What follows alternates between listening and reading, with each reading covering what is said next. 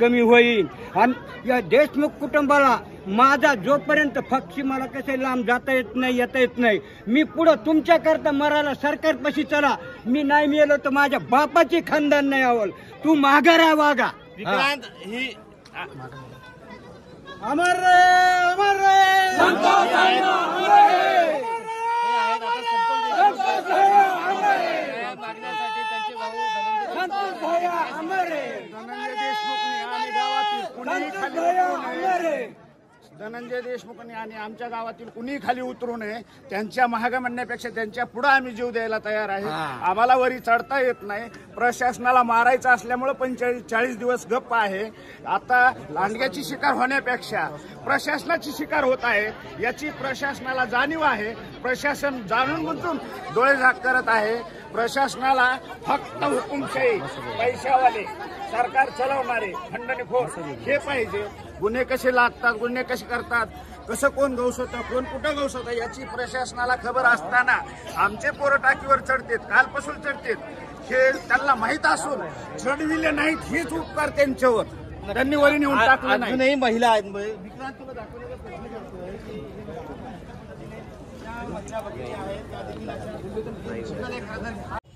अस्सलाम वालेकुम गाईज, आदाब, नमस्ते, जय महाराष्ट्र। मी आज आलेलो आहे हे आंदोलनाच्या ठिकाणी, कारण आज संतोष अण्णा देशमुख यांचे जे बंधू आहेत त्यांनी आत्मदानाचा इशारा दिलेला आहे।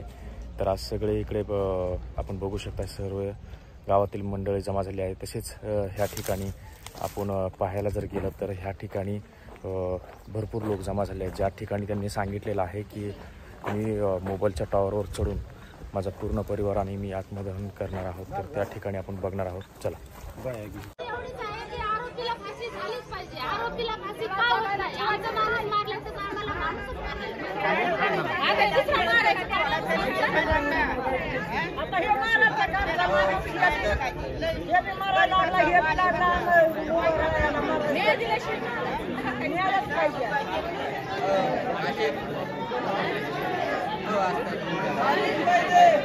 या ठिकाणी महिला सुद्धा बऱ्याच पाण्याच्या टाकीच्या खाली बसलेल्या आहेत आणि आपण बघू शकताय टाकीवरती हे सर्व गावातील तरुण जे आहेत ते टाकीवरती चढून आंदोलन करत आहेत आणि ह्या ठिकाणी पूर्ण गाव जमा झालेला आहे। आणि ह्या ठिकाणी संघर्ष योद्धा मनोज जरांगे पाटील साहेब हे सुद्धा आलेले आहेत। आता त्यांच्या फोनवरून विनंती केली असताना धनंजय देशमुख हे खाली येणार आहेत।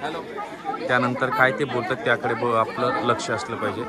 आपण बघत आहोत आता बरेच लोक ह्या ठिकाणी आंदोलनाच्या ठिकाणी जमा झालेले आहेत।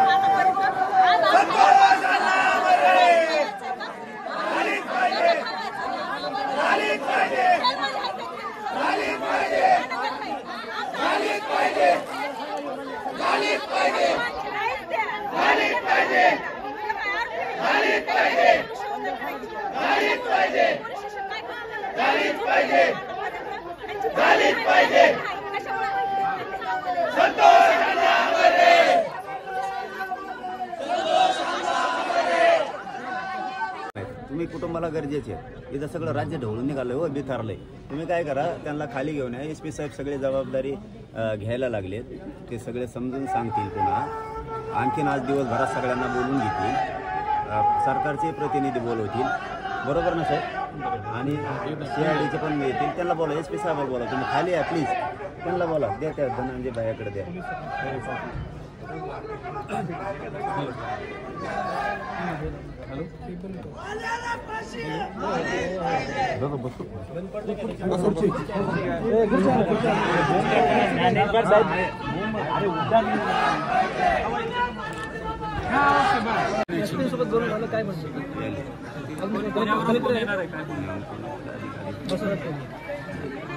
मॅडम, आम्ही रात्रीच निवेदन देताना सांगितलं होतं, जोपर्यंत वरिष्ठ अधिकारी तुम्ही काहीच उत्तर देऊ शकत नाही आमच्या कुठल्याच गोष्टीला, वरिष्ठ अधिकारी जोपर्यंत इथं येत नाही ते काहीतरी ठोस निर्णय सांगत नाही। आता ज्या मागण्या येतात का, कारण जे आरोपी खंडणीमधला सरेंडर व्हायच्या अगोदर लाईन लागली, काहीतरी 29 काही 40 काही लोक तपासले, ह्यांना काहीतरी यांच्या अकाउंटवर हे पैसे दिलेत नाही। लोक कोण आहेत?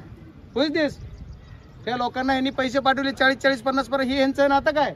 ही कोण आहेत? समाजाला कळू द्या, पण समाजाला बी कळलं पाहिजे की यांचे काय संबंध आहेत। आणि यांनी कुणाला काय काय केलं. मीडियाने सुद्धा जागरूकतेने तुम्ही एवढं काम करताय, सर्वच तुमचं कौतुक आहे की तुम्ही गेली 36-37 दिवस झाले की तुम्ही रात्रंदिवस हे काम करताय. तुमचा सर्वांना पण सलोट आहे. पोलीस यंत्रणा सुद्धा जे काही चांगलं काम करते ते अधिकारी चांगलेच आहेत, पण SITतले अधिकारी यांच्याच मित्र आहेत, त्यांना बदललं जात नाही.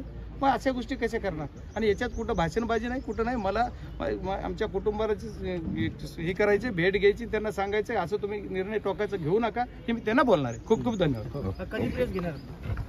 आपल्याला टाइम सांगितलं सगळ्यांना. प्रतिनिधी म्हणून मला बीड जिल्ह्याचं लोकांनी निवडून दिलंय आणि मी जर नाही बोललो तर मला लोक कदापि माफ करणार नाहीत. त्याच्यामुळे मी याच्यावर बोलणार, शेवटपर्यंत बोलणार. हे सर्व जणांना फाशी उचतो बोलणार. मोर्चा निघतायत आणि आता हे टोकाचं आंदोलन होते, सरकार गांभीर्याने घेत नाही. आम्ही तुमच्या सर्व प्रश्नाचं उत्तर मी आता दिलेलं आहे की मोर्चे निघतात, हे मोर्चे आम्ही काढतोय. सर्व जनतेमध्ये उद्रेक आहे, तरी जर सरकार मायबापला कळत नाही की असं का होत आहे, या पोलीस यंत्रणेला का वाटतं, मग आमचे जीव आणखी दुसरा घ्यायची वाट बघतायत का?